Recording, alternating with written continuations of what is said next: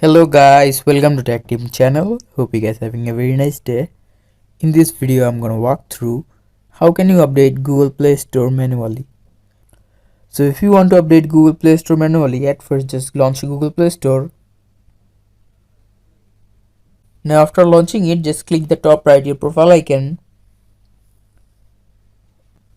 Now click on settings. Now here you can see the last option about, click on it. And after clicking it, here you can see there is update Play Store option. Just click on it and you can just update Play Store. If you want to download any APK app to update Play Store, just you can do it.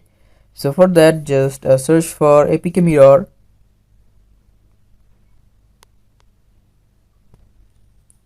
Now just go to this website. Now search for a Play Store.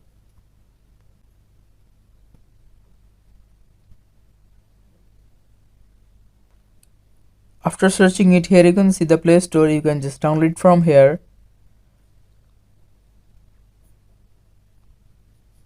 So guys, that's how you can do it.